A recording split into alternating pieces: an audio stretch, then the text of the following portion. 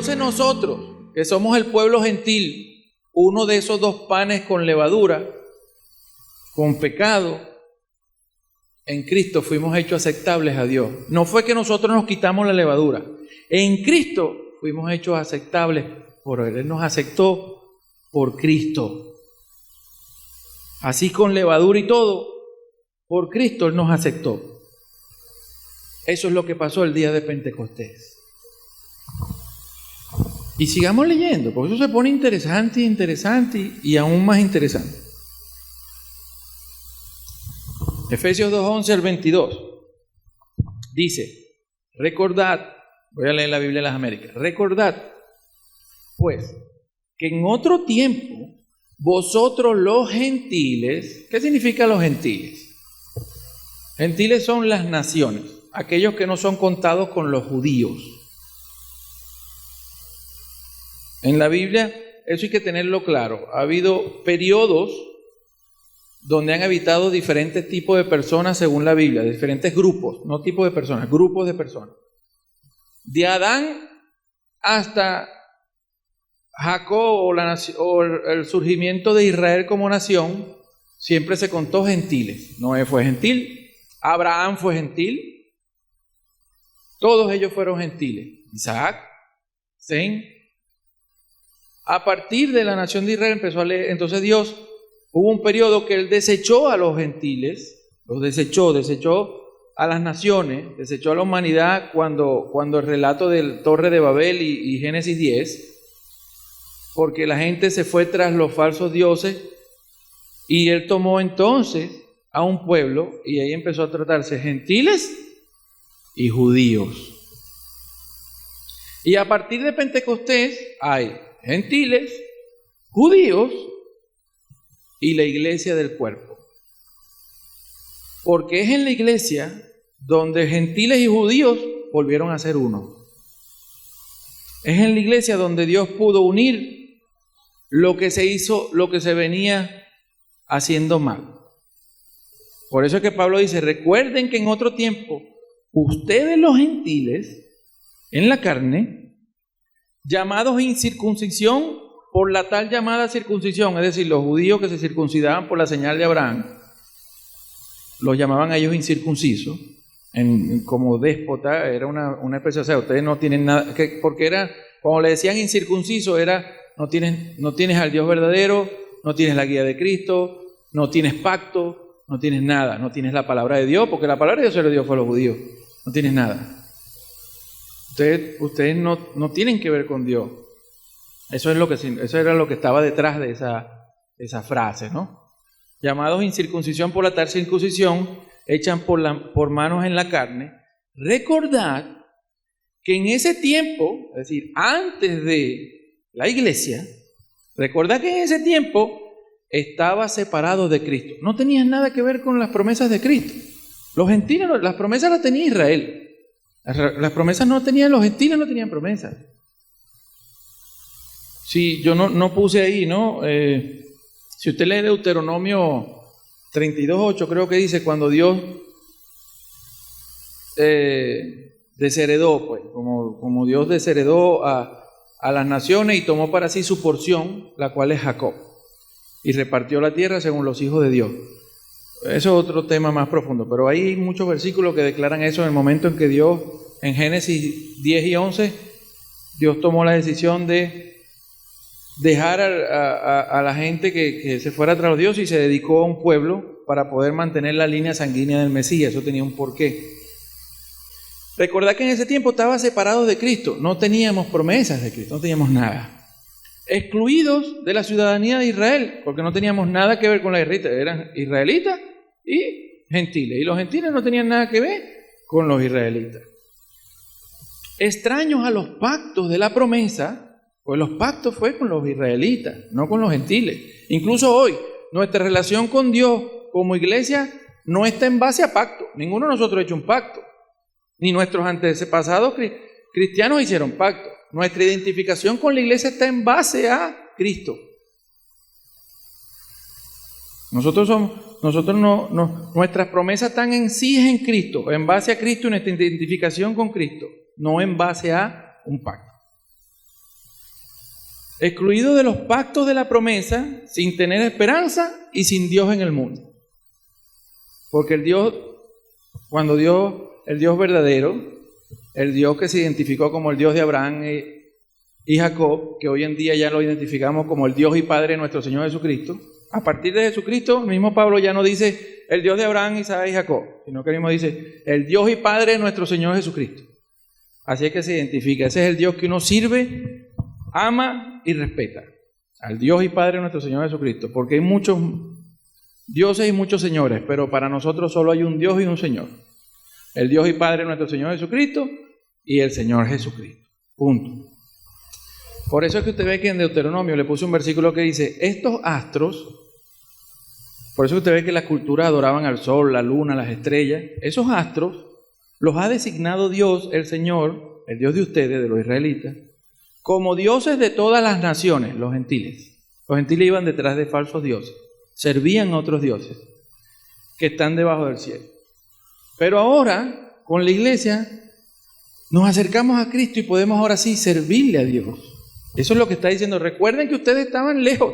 Ustedes no tenían nada que ver con el Dios verdadero. Ustedes estaban condenados. Eso es lo que está diciendo Pablo.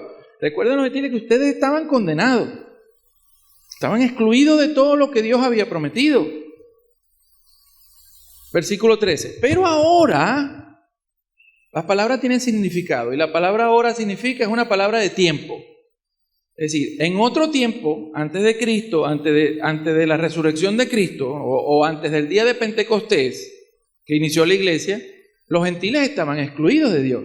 No tenían nada, ni guía de Dios ni nada. Pero ahora, es decir, tiempo presente, después de Pentecostés, pero ahora, en Cristo, en nuestra unión con Cristo, nuestra identificación con Él, ¿vosotros quiénes? Los gentiles. El resto de las naciones que no eran contadas con los judíos, habéis sido acercados por la sangre de Cristo. Nosotros que estábamos lejos, ahora Cristo fue que nos acercó.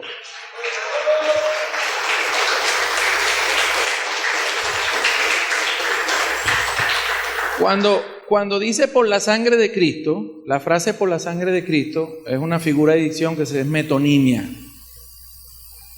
que es tomar una parte para un todo. Me explico. Lo que está diciendo por la sangre de Cristo es, habéis sido sacados por el sacrificio de Cristo, por su muerte. Él derramó su sangre para que tú pudieras ser aceptado. Eso es lo que está diciendo allí. Gracias a que Cristo murió en tu lugar, tú, el pan con levadura, pudiste ser aceptado. Y ahora ya no estás lejos, sino que estás cerca. Eso es lo que significa Pentecostés para nosotros. Sigo. Porque Él mismo, Cristo, porque Él mismo es nuestra paz. Antes éramos enemigos de Dios, ahora estamos en paz con Dios, ya no somos sus enemigos.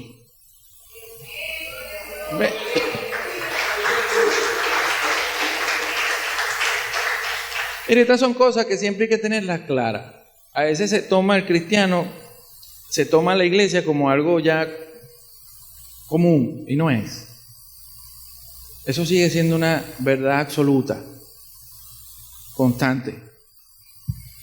Él es nuestra paz, de quien ambos pueblos, porque eran, como les dije, dos pueblos, judíos y gentiles. Los judíos eran aquellos descendientes de Jacob que Dios tomó como porción y a la cual Él le dio los pactos, la promesa y todo. Los gentiles eran todas otras naciones que no eran contados entre los judíos.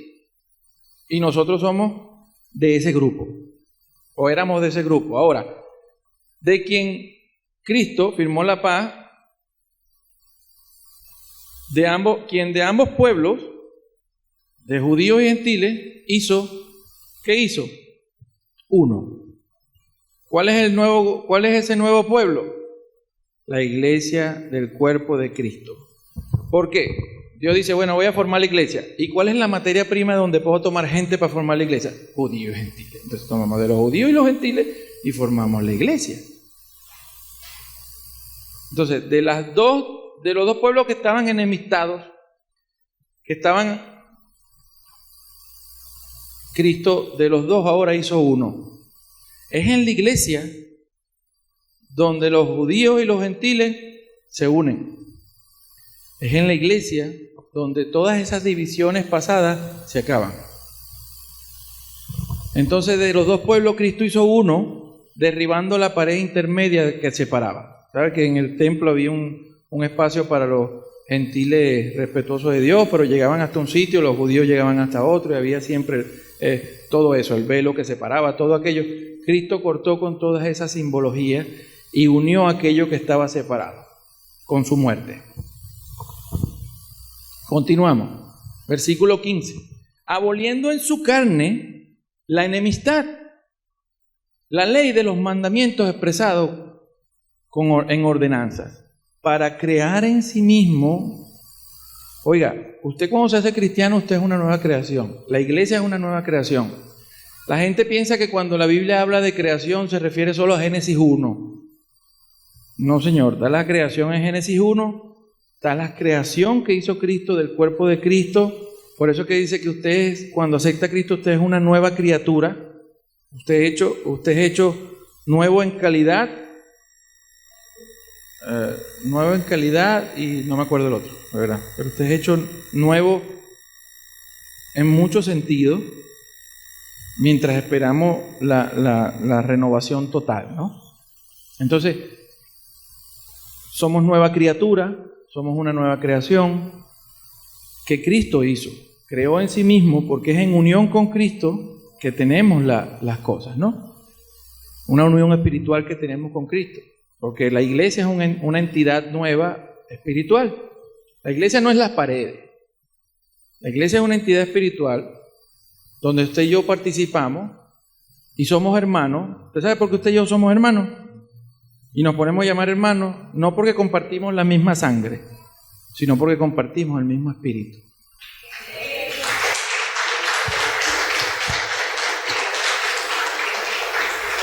Y es el espíritu que Cristo está derramando desde el día de Pentecostés, que está derramando en todo aquel que acepta a Cristo como su Señor y Salvador. Cristo lo unge en Espíritu Santo, lo bautiza en Espíritu Santo, y eres lleno de una realidad impresionante. Eso está sucediendo, eso sucede allí. Y lo que nos une a todos nosotros es el Espíritu de Dios en cada uno de nosotros. Y es lo que nos une con Él. Estamos unidos con Él.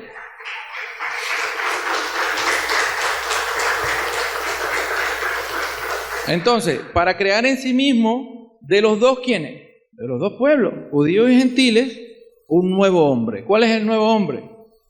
El nuevo hombre es la iglesia del cuerpo de Cristo, lo cual era un secreto que solo Dios reveló después del día después de la resurrección después de la resurrección de Cristo, porque el mismo Pablo en Corintios dice que si los gobernantes de este mundo, o sea, el diablo y sus huestes, hubieran sabido lo que venía por ellos haber matado a Cristo, hubieran preferido no matarlo.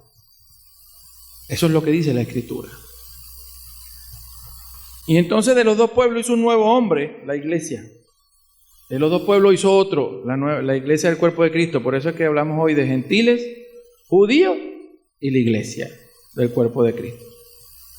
Los gentiles son todos aquellos que no se cuentan entre los judíos, todas las personas que no son creyentes. Los judíos son los judíos. Y la iglesia es todo aquel judío y gentil que haya aceptado a Cristo como su Señor y Salvador. Punto. Estableciendo así la paz entre los dos pueblos, entre Dios y todo. Y para reconciliar con Dios a los dos. En Cristo es donde hay reconciliación. Antes éramos enemigos, ahora nos acercó a Él. Para reconciliar con Dios a los dos, tanto los judíos, porque Cristo no murió nada más por los gentiles, Cristo murió también por los judíos.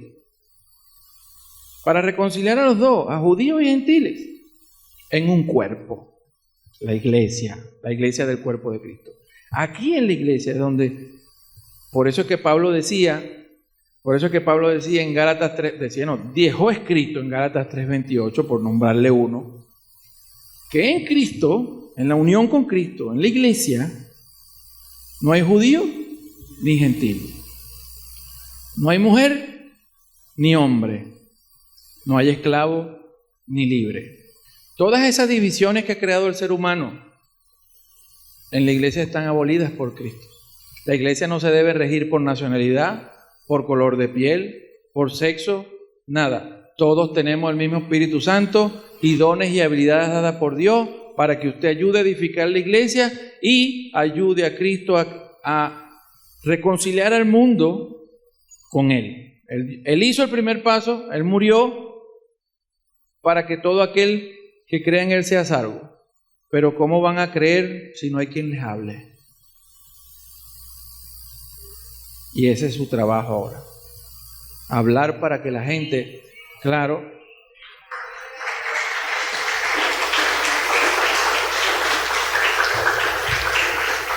nosotros tenemos dos trabajos, aunque un montón de bendiciones en Cristo, que la vamos a hablar con más profundidad la semana que viene cuando hablemos de las primicias.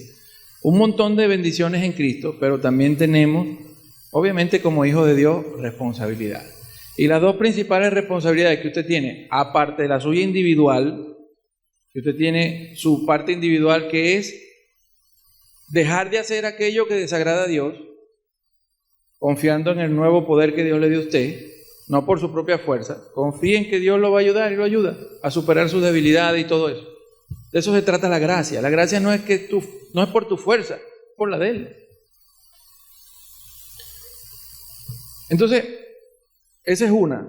Está tu parte individual, pero está la parte colectiva, donde usted ahora como miembro de un colectivo que es la iglesia, usted tiene la responsabilidad de edificar la iglesia, mejor dicho, de reconciliar al mundo con Dios, y entonces esa gente que va llegando a la iglesia, usted tiene el deber de edificarla. La iglesia usted debería estar consciente de cuánto usted ayuda a la iglesia de Cristo a crecer, en calidad y en cantidad. Esos son mandatos colectivos, eso está allí. Entonces, para reconciliar con Dios a los dos, judíos y gentiles, en un cuerpo, que es la iglesia, por medio de la cruz, es decir, por su muerte en la cruz, habiendo dado muerte en ella a la enemistad. Allí allí fueron clavados la enemistad, la separación entre judíos y gentiles, entre todo aquello que nos separaba de Dios. Allí en esa cruz, Él cargó eso. El justo por los injustos, por los panes sin levadura, por los panes con levadura, para que pudiéramos nosotros, panes con levadura, ser aceptables a Dios. Eso es lo que significa todo eso. Sigamos. Y vino y anunció la paz a vosotros. ¿Quiénes son vosotros ahí? Pronombre de gentiles. A vosotros, los gentiles que estábamos lejos. ¿Por qué estábamos lejos? Sin Dios, sin promesa, sin pacto, no teníamos nada. Lo tenía todo era Israel. Los gentiles estábamos acabados. Y paz a los que estaban cerca, que eran los judíos. Porque por medio de Él, de Jesucristo, los unos y los otros, judíos y gentiles, tenemos nuestra entrada al Padre por un mismo Espíritu. Porque eso es importante entenderlo. Y es lo que voy a profundizar la próxima semana. Usted tiene Espíritu Santo y lo que eso significa. ¿Qué representa esa entrada al Padre y todo eso? Ahora nosotros tenemos acceso a Dios, pues compartimos su mismo Espíritu. Tenemos el Espíritu de Dios en nosotros, el cual nos permite clamar Abba Padre. Y así un montón de cosas. Ya no somos extranjeros, no estamos lejos, sino que Cristo nos acercó. A los panes con levadura, Cristo nos hizo aceptable ante Dios. Y lo único que usted tiene que hacer para ser aceptado ante Dios es confesar a Cristo como su Señor y Salvador. Dios puso la salvación muy fácil, porque Él sabía que por nosotros mismos, por naturaleza, estábamos incapacitados. No podíamos. Alguien tenía que pagar por nosotros. Porque si usted tuviera que pagar con su vida sus pecados, no iba a tener vida para seguir viviendo. Así de sencillo. Así pues, versículo 19, ya no sois extranjeros ni extraños ni advenedizos, sino que sois conciudadanos de los santos, porque ahora eres santificado y eres un santo. Aunque tú no te comportes como un santo, Pero legalmente usted fue santificado, apartado para Dios, y usted fue santificado por el Espíritu Santo. Por eso es que Pablo dice, a los santos que están en Efeso, a los santos que están en tal lado, se escribe en la carta. Usted es santo a los ojos de Dios. Y usted tiene que empezar a verse como santo y caminar en santidad, porque usted fue capacitado para hacerlo. Y de eso se trata ahí. Claro.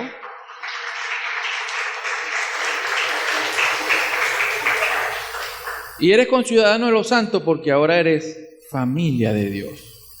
Eres su hijo. Estás en la familia de Dios, eres su hijo. Tú eres su hijo. Y si eres hijo, eres familia. Y nadie puede desechar un hijo. Continuamos, versículo 20 al 22 de Efesios 2, dice. Entonces, ya que tienes todo eso, vosotros gentiles de nacimiento, edificados, crezcan sobre el fundamento de los apóstoles, es decir, sobre lo que ellos dejaron, sus libros, para que nosotros viviéramos en él, edificados sobre esos fundamentos y de los apóstoles y profetas, siendo Cristo Jesús mismo la piedra angular. Es decir, el fundamento principal es Cristo. Un evangelio fuera de Cristo sea anatema, dice la Biblia. Pablo dijo, cualquiera que venga con un evangelio diferente al que propusieron los apóstoles estos, ¿vieron? No los nuevos apóstoles estos que están cambiando la Biblia, los apóstoles estos, sea anatema, dice la Biblia. Por eso es que es importante conocer la Escritura y bien. Usted tiene que conocer la Escritura para saber cuáles fueron las bases fundamentales del cristianismo. Y lo más fundamental del cristianismo es que Cristo murió por ti para que hoy tú puedas ser salvo. Lo demás es 40 y para la cola. Lo demás son discusiones a veces de hombres, que si dispensacionalistas, que teología del pacto, que eso ya es cuestiones humanas. Pero lo más fundamental es que Cristo es la base de la fe, en la cual nosotros ponemos nuestra fe, esperanza, y sabemos que somos salvos en Él, y somos unidos en Él. Y en Él tenemos todo lo que Dios nos prometió.